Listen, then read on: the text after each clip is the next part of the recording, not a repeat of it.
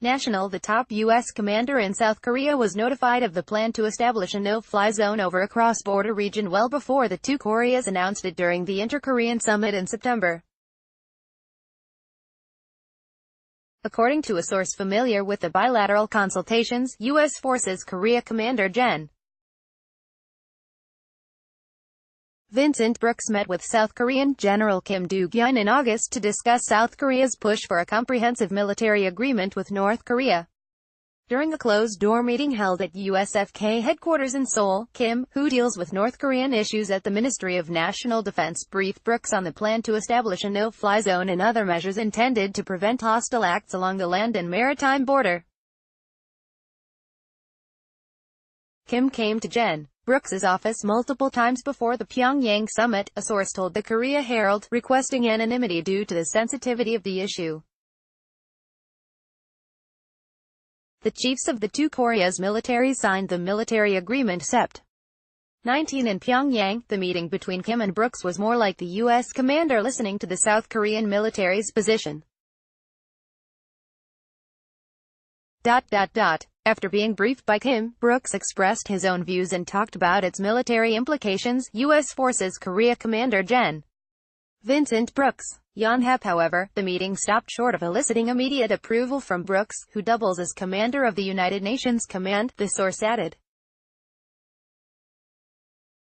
The U.S.-led command administers the southern side of the DMZ, and activities inside the region require its approval.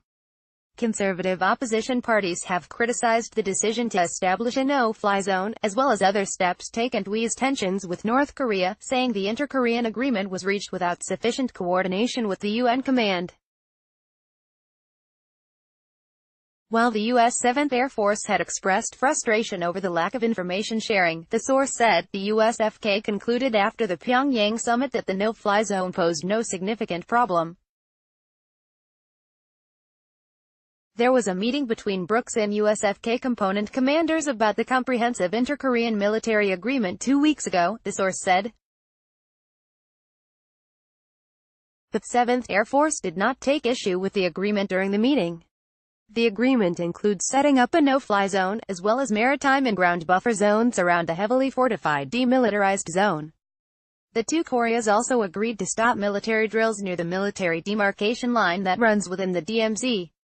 The measures took effect Thursday. Inside the no-fly zone, the two Koreas are prohibited from flying fighter jets, helicopters, drones and balloons.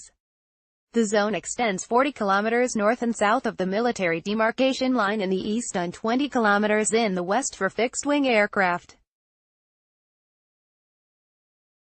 The Defense Ministry said Wednesday that the UN command has expressed support for the inter-Korean military agreement and the two parties will continue close coordination. Through various occasions, the UN command has been constantly expressing support for the complete suspension of hostile acts by land, sea and air and other relevant measures, the ministry said in a statement.